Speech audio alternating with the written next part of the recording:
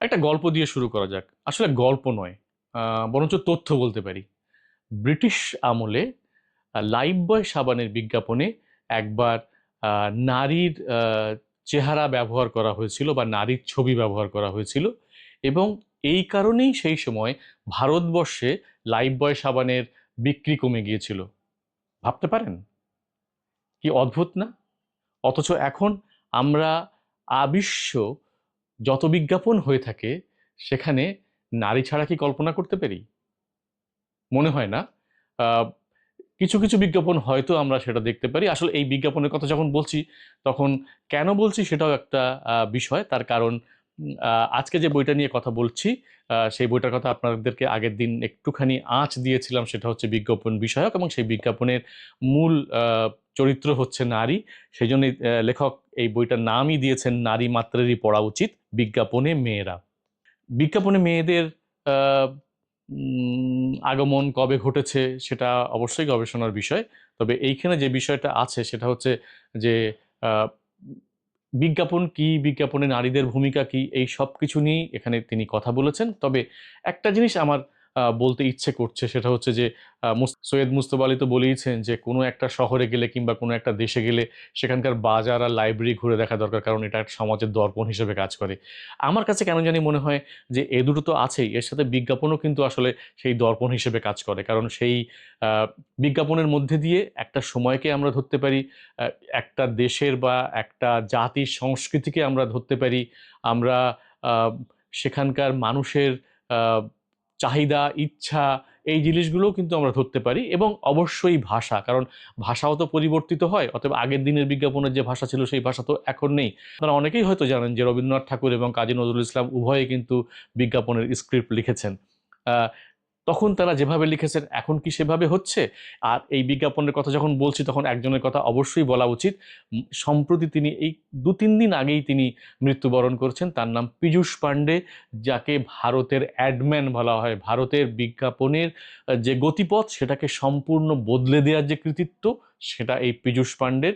অতএব এই বই নিয়ে আলোচনা করতে গিয়ে তার প্রতি আমরা শ্রদ্ধা নিবেদন করতে পারি, কারণ তাকে দেখে অনুজ অনেকেই এবং অনেক দেশের মানুষ বা এই উপমহাদেশের যারা বিজ্ঞাপনের সাথে যুক্ত তারা অনেকেই তাকে অনুসরণ করেছেন। তিনি সত্যিকার অর্থেই এক্ষেত্রে একজন গুরুস্থানীয়। বিজ্ঞাপন একটা সময়ের চালচিত্র বোঝাতেও কিন্তু ভীষণভাবে সাহায্য করে। আহ, এবং সেই সময়টা যখন বদলে যায় তখন কিন্তু এই বিজ্ঞাপনও বদলে যায়, বিজ্ঞাপনের আঙ্গিক বদলে যায়, বিজ্ঞাপনের ভাষা বদলে যায়। এবং এর মধ্যে দিয়ে কিন্তু আমরা ওই পরিবর্তনটাকেও এই বা সেই বদলটাকেও আমরা লক্ষ্য করতে পারি। তো সেই বিজ্ঞাপনের নানা দিক নিয়ে যেমন এই বইতে আলোচনা আছে, পাশাপাশি মেয়েদের ভূমিকা নিয়ে আলোচনা আছে। তার কারণ আহ, মেয়েদের এখানে ভূমিকা সবসময় যে ইতিবাচক তা না, আবার সব ভূমিকা যে নেতিবাচক তাও না। সেই বিষয়গুলোকে লেখক সুন্দরভাবে এই বইয়ের মধ্যে তুলে ধরার চেষ্টা করেছেন। এবং এখানে লেখকের যে ভূমিকা আছে সে তার মধ্যে তিনি এইসব বিষয়গুলো নিয়ে এসেছেন। লেখক বইটা শুরু করেছেন একটা ছোট্ট আহ, 4 শব্দের একটা লেখা দিয়ে। সেখানে তিনি বলছেন বাংলা বিজ্ঞাপন ও মেয়েদের কথা। তিনি মূলত পশ্চিমবাংলার বিজ্ঞাপনকেই তুলে ধরেছেন বা তুলে ধরার চেষ্টা করেছেন এবং সেই বিজ্ঞাপনে মেয়েদেরকে, মেয়েরা যেভাবে ব্যবহৃত হয়েছেন বা আহ, মেয়েরা তাদের যেসব, তাদের যে ভূমিকা সেই ভূমিকা পালন করেছেন সেটা নিয়ে তিনি লিখেছেন এবং বিশদে তিনি এগুলো আলোচনা করেছেন। কোনো সূচিপত্র নেই, অর্থাৎ এটা একটা গল্প বা উপন্যাসের মতন করে পড়তে হবে। এবং আহ, পাতায় পাতায় যেটা পাওয়া যাবে সেটা হচ্ছে অনেক পুরনো, নতুন এবং পুরনো দিনের বিজ্ঞাপন। পুরনো দিনের বিজ্ঞাপনের সংখ্যা অনেক বেশি। অতএব এবং আরেকটা উপরি পাওনা এই বইটার সাথে একটা ছোট্ট পুস্তিকা। এই পুস্তিকার মধ্যে এখানে আছে হচ্ছে আহ, এখানে 30টা বিজ্ঞাপন এখানে আছে। এইটা একটা পত্রিকা, সেই পত্রিকার সুন্দরম পত্রিকাটার নাম, তার চতুর্থ বর্ষ 1367। তার মানে আমরা এখন 1400-তে আছি। 1367 মানে কত বছর আগে এবার চিন্তা করুন। সেটা তৃতীয় দ্বাদশ সংখ্যা লেখা আছে এই বইটা। এবং এখানে যে ছাপা হয়েছিল 30টি বিজ্ঞাপন সেইটাকে ছোট্ট একটি পুস্তিকার মাধ্যমে তুলে ধরা হয়েছে। তবে এই পুস্তিকাটা হাতে নিয়ে আমার যেমন ভালো লেগেছে যে পুরনো অনেক কিছু এখানে দেখা যাচ্ছে, তবে আর একটা জিনিস আমার মনে হচ্ছে যে এটা হারিয়ে যাওয়ার জন্য যথেষ্ট। একটু মানে অনাবধানতা বশত এটা হারিয়ে যেতেই পারে। সেক্ষেত্রে এই বইয়ের সঙ্গে একটা চ্যাপ্টার বা একটা অধ্যায় জুড়ে দিলে আমার মনে হয় পাঠক হিসেবে অন্তত আমার মনে হয় সেটা ভালো হতো। তাহলে এইটা সংগ্রহের জন্য ভালো হতো, কারণ এটা একটা পার্মানেন্ট একটা সংগ্রহ হতে পারত, কারণ যেটা বলছি যেটা হারিয়ে যেতেই পারে বা যে যাওয়া সম্ভব।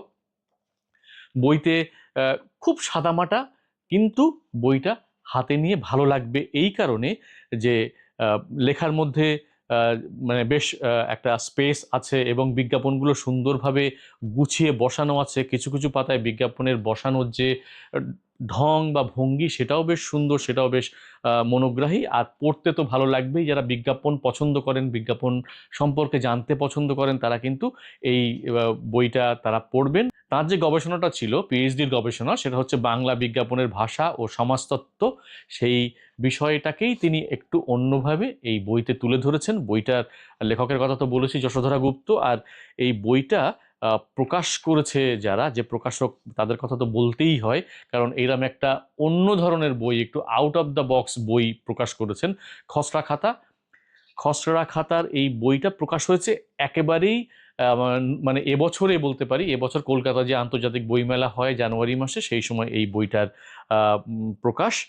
আর এই বইটা নিয়ে আজ যেটা বলতে আমার ইচ্ছে করছে, সেটা এই বইটা নিয়েই একেবারে না।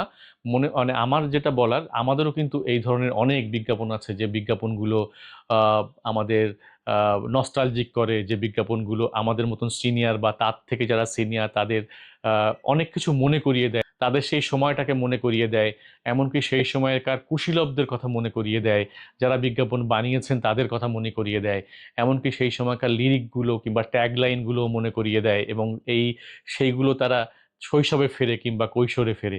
তো আমরা আহ, এইরকম একটা বই আমরা আমাদের দেশে পাই না। আশাবাদী হতেই পারি, ভবিষ্যতে কেউ একজন নিশ্চয়ই আগ্রহী হয়ে যশোধরা গুপ্তর মতো এমন একটা বই লিখবেন, সেখানে শুধু নারী না, পুরুষদের ভূমিকাও অবশ্যই থাকবে।